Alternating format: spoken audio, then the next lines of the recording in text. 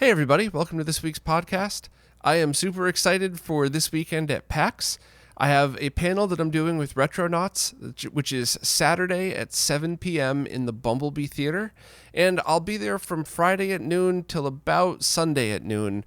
And I'm really just going to be wandering around, checking out as many of the panels as I'm interested in, and trying to meet as many of you as possible, because that's usually my favorite thing about these. Although being able to do a panel with Retronauts is probably going to be up there as well. So if you've seen me at all, or if you know you're going to be there, tweet at me, email me, message me on Discord, wherever it is that you could find me, and please let me know, because I really do love meeting as many of you as I possibly can. So hope to see you all this weekend, and let's jump right into the news. First up, a new video was just posted from Displaced Gamers called Intro to Chroma, and I'm a giant fan of this channel, and I think this video highlights exactly why. It's very technical, but it's presented in a way with really great visual cues that I think most people with just the desire to learn would be able to follow it and understand. So even if you go in as a beginner, and even if you have to watch it twice or something, I really do think that the Displaced Gamers videos are kind of videos for everybody that wants nerd knowledge but doesn't really know where to go to get started, and even intermediate stuff. I love the way they present it, and even some of the oscilloscope stuff they showed with 100% color bars talked exactly about what Steve has been teaching us for years, but with a really, really good visual cue that I never thought to put in any of my videos. So kudos, Displaced Gamers. Well done. So I would recommend that you start with Intro to Luma first, and then watch this if you're a beginner to kind of get an idea of how these signals are generated. But it really does help grasp why some of the devices we own are the way they are. So why do we have RGB to component converters? Why won't it just work with everything? And how does component video generate video without a fourth line but not lose any quality? And I think this video is a really great example of all of that. So please give it a watch if you're into this stuff, and definitely check out their other videos as well. And I will warn you, this could turn into a binge watch. There's an excellent chance if you're a nerd like me, you'll start watching these and blink an eye and then hours will have gone by. A pop-up book was just released that highlights the body sensation Sega arcade games, and those were the arcade games that you had to use your whole body in. So like the hang-on game that you would sit on or sit in Afterburner and be able to move around. And the full list of games is Hang-On, Space Harrier, Outrun, Afterburner, Thunderblade, and Power Drift. And this book is a history of each of those games, even with some contributions from Yu Suzuki, the person who was on the teams of all of these arcade games. And each game has its own pop-up. So when you get to that part of the book, you open it up and the arcade machine itself unfolds in front of you in the book. I got to admit, I bought one of these things. I have no idea what the quality is going to be. The quality seems fine, but I think it's really cool, and it's also going to take up a lot less space than trying to collect all of those arcade machines.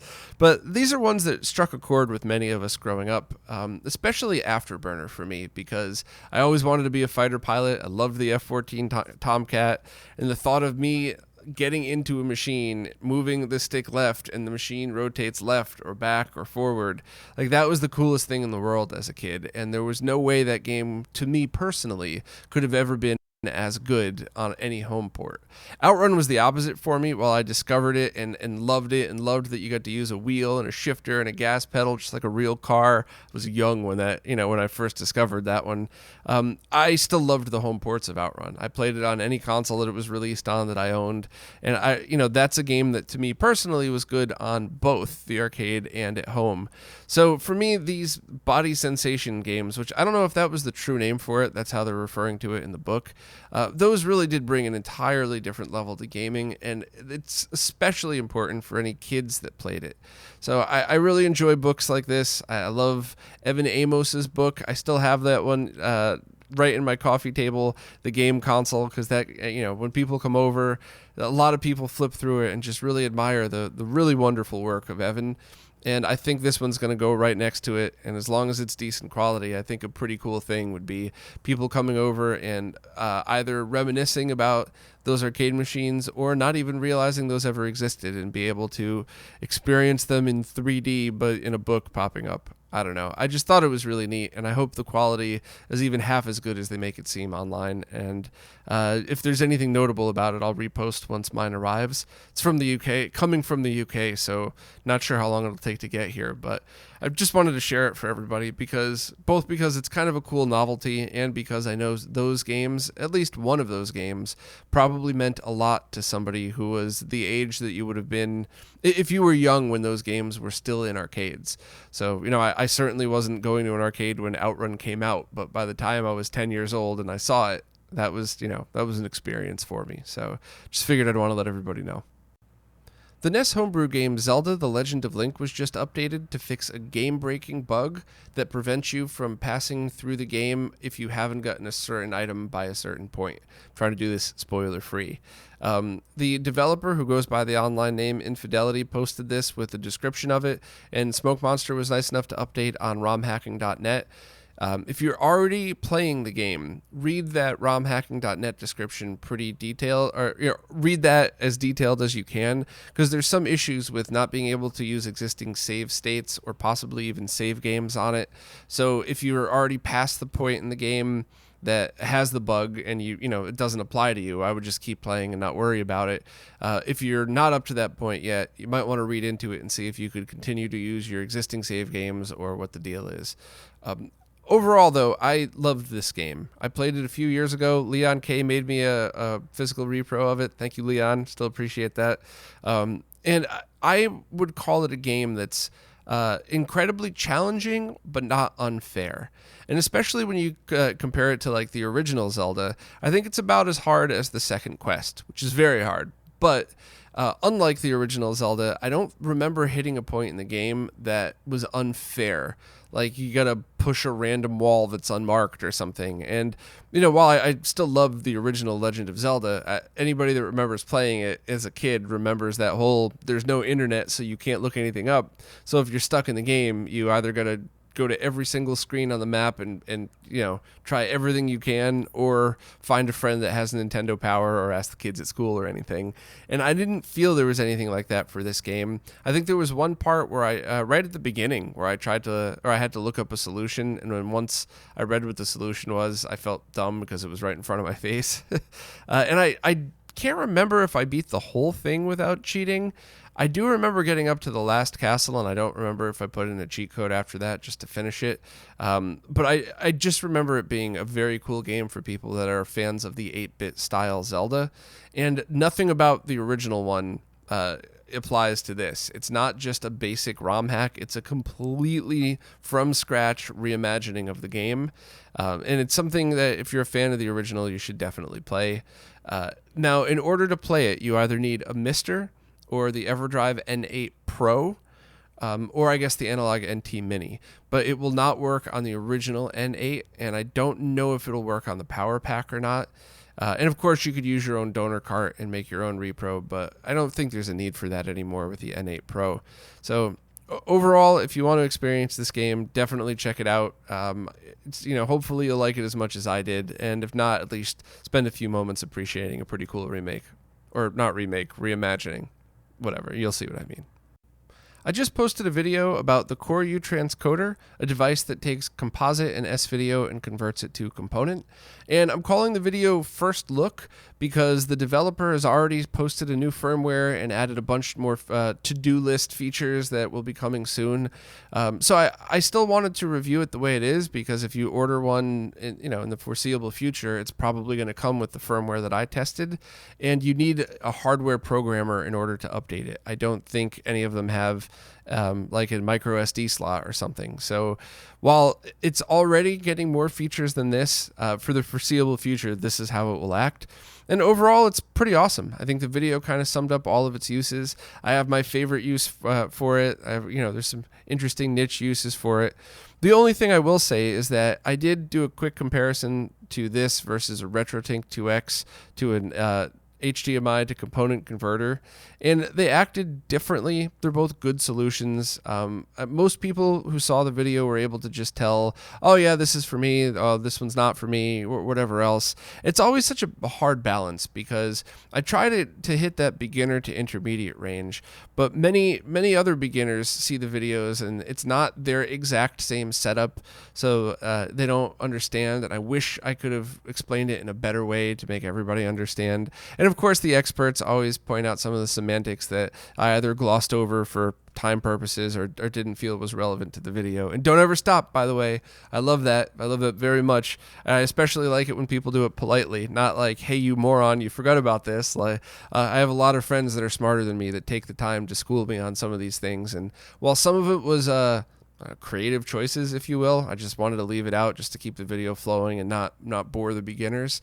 Sometimes I do genuinely make mistakes, and I love learning from them and not making them again. So thank you to everybody who gives hard feedback on these things. I do really enjoy it. So if you're at all interested in this or just want to see a video with a bunch of fancy shots in it, please check it out. And I should have an updated video soon, or a follow-up video on more tweaking that you could do if you already own a retro tank and you want to interface it through the OSSC for something like the S-Video example I give in this video. That's kind of a niche thing, so I'll try to slap a video together just so people understand what to do. But I kind of glossed over it because this was about the Koryuu. This wasn't about the retro tank. Respect to both products, of course. I just didn't want to drone on and confuse people that were here just to learn about this one solution. So I'll get to it as soon as I can, and as far as this video goes, I hope you like it. The team that's making Streets of Rage 4 has just confirmed a few new updates. First, there's a new character named Floyd. Also, 2 players can play online co-op, but 4 players can play together locally, which is pretty cool. And they confirmed that they're aiming for a spring 2020 release on the Switch, PS4, Xbox One, and PC. And there's a bunch more very cool details that Ray added to the post about things like a backstory for Floyd and more details about the game and the co-op modes. So if you're if you're interested in this game, definitely check out the post. And in all honesty, I'd love to see games that are great examples of an awesome genre being brought back like this, because it's not just a nostalgia grab. I mean, this obviously, anybody that loved Streets of Rage is going to look into this, but I think it's more important that people highlight the good style games. And, we've gotten a couple of really awesome Metroidvanias the past few years, whereas there was a chunk of time where we got none, pretty much.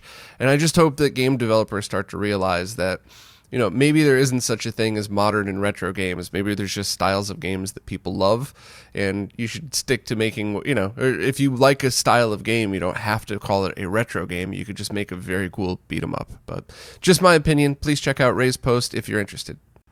The company Brook has just released a firmware update to their PS3 and PS4 controller to Genesis or PC Engine controller adapter, and this allows you to take advantage of all 6 buttons for both. So if you want to play yourself some Eternal Champions or some Street Fighter on the PC Engine using a PlayStation 3 or 4 controller, now you can. It's a free firmware update, so if you already own one of these, it seems like a no-brainer to update.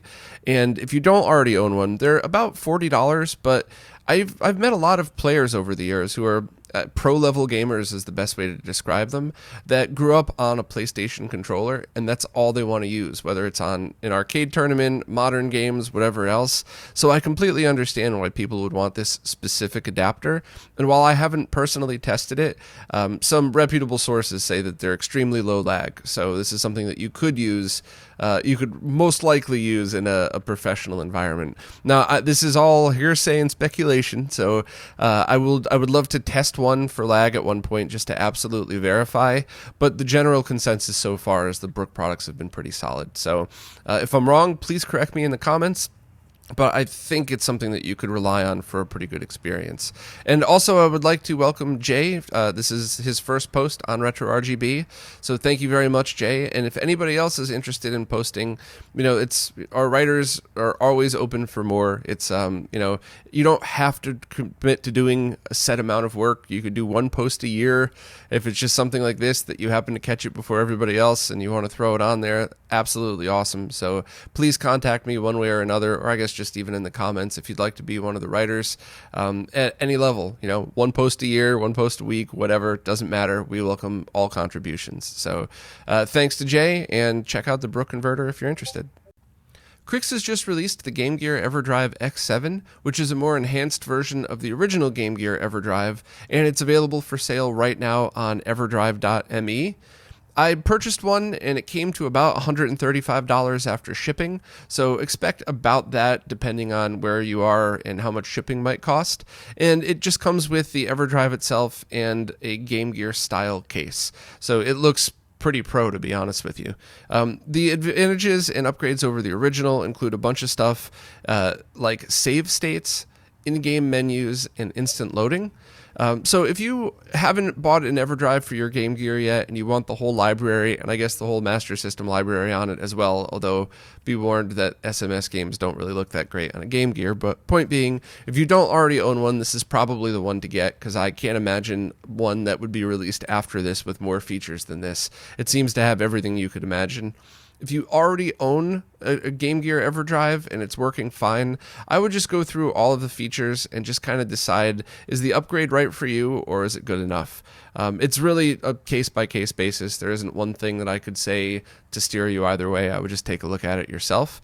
And the only thing to note is I believe the entire Game Gear and SMS library, including extras and all the fun stuff you see in the Everdrive packs, is about 1.5 gigs. But the cheapest micro SD cards out there these days are 16 gigs.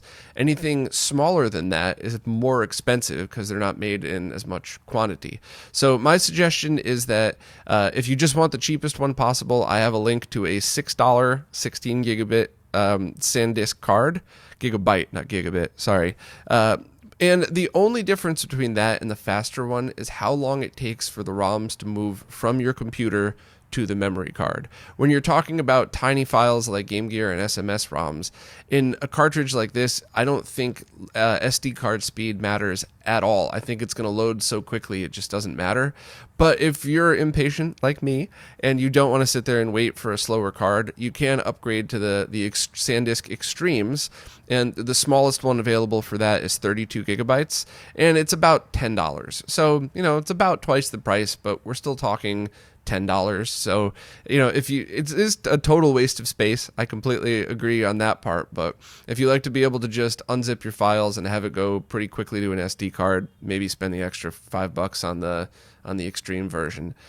For me personally, I don't change my Game Gear lineup that often, so I just got the cheaper one. And I guess I'll give it a test when it comes in. I don't know if it's going to require a video. I'm sure, I'd welcome any other YouTuber that just enjoys making videos to make a comparison. And if you make one, reach out and I'll post about it. But unless there's something technically different that people need to know about, if it really is just some in-game menus and a speed difference, I have a feeling this post is enough of a description for most people to get the idea, and I probably wouldn't do a video. But if you're going to do a video on it, let me know and I'll happily promote. Unfortunately, this is 2 weeks in a row that I have to end the podcast on a bit of a bummer, but there's some information that I definitely have to get out there, and I probably should have addressed this over a year ago, but I think now is relevant because of, well, you'll find out in a second. But I'm going to skip to the end, spit it out, and then if you already know the truth about the story, just close the podcast. There's nothing after this. If you don't know the story or if you don't know the truth, it's probably worth sitting through and being bored by it just so that you could skip all of the misinformation that's out there. So just to skip to the end, the company Badass Consoles is apparently trying to sell products again, even though they still haven't refunded everybody who tried to pre-order their plug-and-play GC video device, and there still is no plug-and-play GC video device, which is really insulting to everybody. It's a slap in the face to me because I stood by him when it seemed like he was trying to do the right thing, and I just wanted to warn everybody, I don't know if I would be comfortable giving my money to somebody that has been already had a history of doing this. And the people that reached out to me and said they bought some of the things from him recently said it wasn't an easy experience either. So I'd like to explain why I just said something so harsh and mean to somebody else in the retro gaming world. So if you already know the story, whatever, but that's relevant today because he's still trying to sell stuff. And this is also relevant today because there's a completely separate company that was involved in a pre-order that everybody gets screwed out of money, and members of that company are now starting to open another pre-order for something else. And I don't have any personal involvement in that, so I just want the short version to be a warning to people that please double check if you're going to do any kind of pre-orders. Maybe just take the time to Google somebody. It's my opinion that in the retro gaming world, if you just want to give somebody the benefit of the doubt and do the pre-order, 9 times out of 10 there are 0 issues whatsoever. Maybe a little delay or something, but it's really rare that there's serious issues like people lose their money.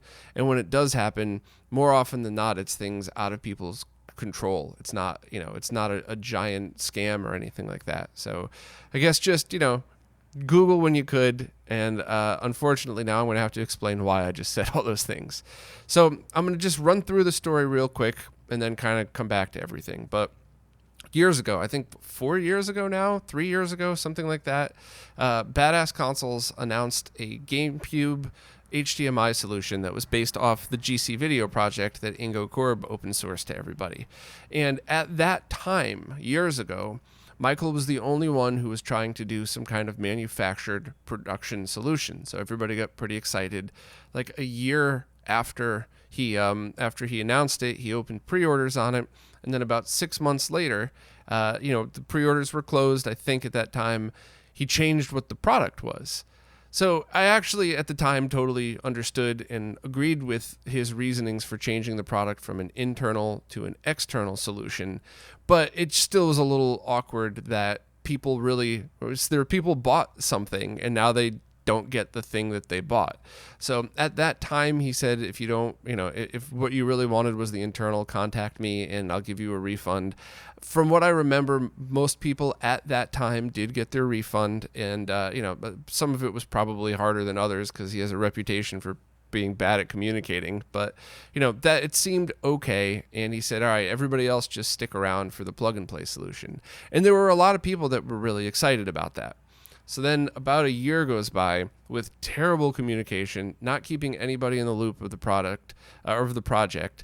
And then another company came out and released their HDMI only plug and play solution that was available right then. And it got weird. He came back on the podcast and came up with his explanations and told people that if they wanted their refunds, just contact him. But, maybe wait because this is the only dual outputting project that's going to be released. And at that time, there were still reports of him being bad at communicating, and some people were getting their refunds and some people weren't. So I asked people after that interview, like, hey, did you actually get your refund? And at that time, specifically at this time, a bunch of people did message me either privately or, they tweeted at me with their personal info blacked out and said, yes, I did get a refund. It was kind of a pain, but I got it. So it's frustrating. It's annoying. It was kind of hurtful to me at this point because I stood by him and I did believe there was a real product. But then a year after that, the same company released a dual plug and play device, rendering his completely useless. And he kind of just dropped off the face of the planet. And so in hindsight in all of this stuff, I stood by him and I defended him because I stand by and defend everybody who's trying their best to make something. And these were real products. I think many people who have heard the story don't seem to understand that throughout the course of this, I have a working internal HDMI solution sitting right there, and I also have a working dual plug-and-play solution that would have been factory finish other than the 3D printed case. The board inside was supposedly done, and they all worked fine. There was a few little things to iron out, but nothing that couldn't have been done in a reasonable period of time. So I genuinely believe that this started out as a real project, and there's proof throughout all of this that it was a real product, that it did exist, and it seems that the problem ended up in manufacturing and just feature creep, I guess. So it kind of stinks because there's other pre-order stuff out there that kind of, I don't have any proof, but there's at least one in particular that kind of makes me think there was never actually a product. He took people's money and did the whole fake it till you make it thing and then dipped with everybody's money. And that's a different company, a different thing. That's not the case in this situation. But then Michael kind of made everything worse because then he was venting to friends and said some pretty horrible stuff. And I think all of us are probably guilty of that at some point. I know personally I've been hanging out with a friend and I just completely unloaded about something I was upset about and just said things that I didn't mean at all. I just wanted to get it off my chest. But like privately in my living room over a beer where no one can hear but me and my friend who knows that I'm just venting and don't mean it. Whereas he did the same things in a public forum, whether, I don't remember if it was Twitch or Discord or whatever else. So while I understand the venting part, the bottom line is he ended up saying a lot of lies about a lot of good people just because I think he was just blowing off steam. So that was pretty much one of the last things anybody ever heard from him on this. You know, he vented, said some awful stuff, and then disappeared and never made any public announcement. And that's kind of why I never made any response to this at all, because I just promoted him the same way I promote everybody else in the retro gaming world. And when he dropped off the planet, I didn't realize there was anything left to say because I didn't have any answers at all.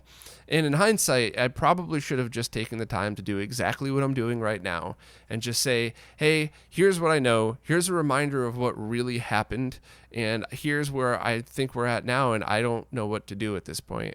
So I probably should have just taken some accountability for at least being somebody that promoted this person, but then, you know, the person disappears. And I definitely apologize for that, but I also didn't have any direct involvement. This isn't my company, this isn't my product, and they are real products. So it's not like I was just like Theranos, just going off of the word that it works. Like, they're working products that I just don't know what the heck happened.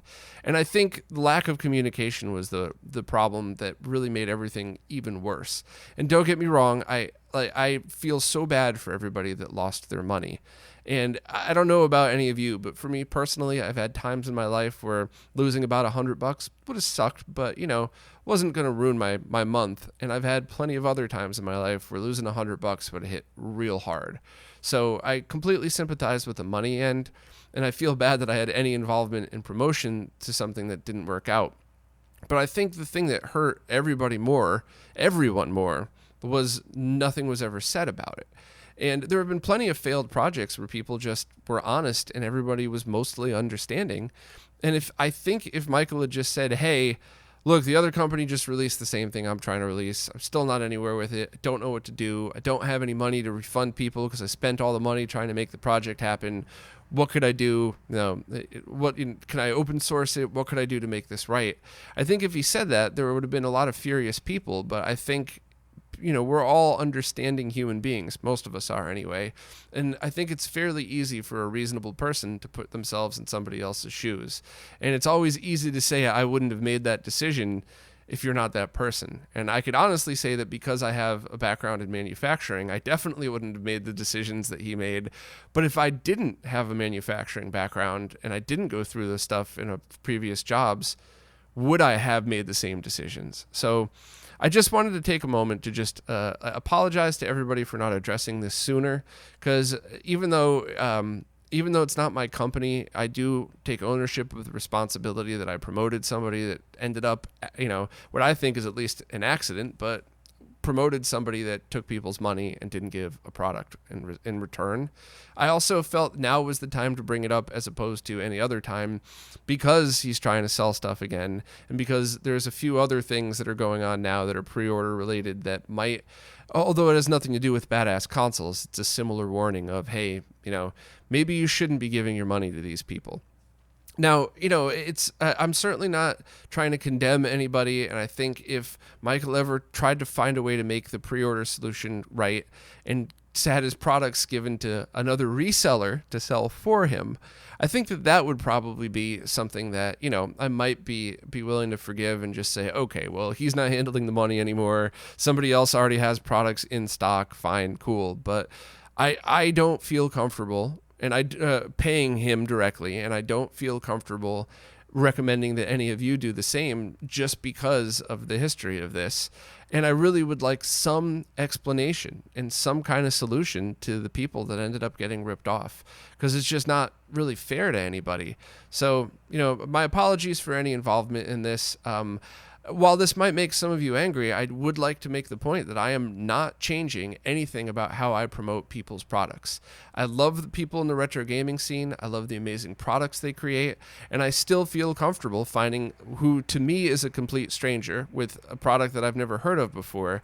And as long as I could do a little bit of research and talk to the developer and it seems real, I'm still going to promote everybody that I feel has a product that we want. I'm still going to give everybody the benefit of the doubt. I'm still going to put myself in other people's shoes when things like this happen. I just think for me personally, if things go to hell again, I would probably then immediately after step up to the plate and add a section like this to the podcast. I don't do a separate video for this because this is not a drama channel. I don't do drama things just for clicks because it's an easy way to get clicks. There is no top 10 reasons you shouldn't buy from badass consoles that your wife doesn't want you to see. Like it's not who I am or ever want to be. But I do feel that a lot of people felt that because I didn't say anything that I was trying to skirt ownership, and that just wasn't the case. Since he didn't say anything, I didn't know what I could say to add anything to the situation, and there was nothing I could say to make anybody feel better, and there still isn't. I just wanted to take the time today to warn everybody about it, to remind everybody about the truth about what happened. And I completely understand if you're still mad at me or Michael or anybody else, but at least hopefully you'll be mad for the right reasons now and not some story that somebody posted on the internet somewhere that got everything wrong. So please be careful with pre-orders. Please, just understand that when you give money to a pre-order of anything, there's always a chance that something's going to go wrong and you're not going to get it back. But for me personally, my opinion, everybody else in the retro gaming scene, I am totally comfortable just doing a pre-order with. Most people have had an excellent track record. Some have a track record of always being late, but always getting the product out to people. So I'm still comfortable recommending everything in these situations other than the people that have had a history of taking people's money and not delivering. And even the situations that did, where they were transparent about it and said, hey, here's what happened, I'd support that person again because they were honest and transparent and told everybody what happened and explained their side, and it made complete sense to me and it didn't seem like it was their fault. So it just, in these cases that I'm talking about, it doesn't seem like that was the case. No one fessed up. No one's got their money back. There doesn't seem to be any transparency. So I'm really sorry for the long rant, and I certainly apologize that this happened at all. I honestly just thought he was going to go away and we'd all just have to let it go and just accept the fact that we all got ripped off. But the fact that he's back trying to sell products now, and there's still issues getting the product on time apparently, I just felt now was the time to bring this up again. And I also wanted to address why there were videos of me talking about somebody and praising somebody that had ripped off a bunch of people. I think it's very easy to forget time frame, and I think it's an honest mistake for anybody to look at those videos and forget when they were made, because a lot of them were made at a time where, although his release timeline was always a bit unrealistic, what he was trying to accomplish was certainly genuine, and the products were genuine and real and exist. It was just a matter of getting them manufactured and out to people that kind of fell on its head. So, I hope that anybody that hears about the drama that happened also realizes that at one point this was a real project and it kind of just fell apart. So my apologies if I accidentally misleaded anybody, and especially because there were those videos of praise out there without any follow-up of explaining what happened. I definitely should have done this a long time ago. I just honestly thought that since he disappeared, we'd never have to talk about it again, but I guess that's not the case. So anyway, sorry for the rant, but I'll end it now. Well, that's it for this week. If you've made it this far after that long and boring rant, thank you so much. It was just a heartfelt apology and explanation for why things might seem different than they actually were. But anyway, as always, thank you so much for watching and listening. Thank you to everybody who participates in the comments and makes it fun to have discussions. And of course, and especially, thank you to everybody who supports, because without your help on platforms like Floatplane or Patreon, none of these videos, the research that go into them, or any of the behind the scenes stuff would ever happen. So thank you all so much. I hope to meet all of you this weekend, and I'll see you next week.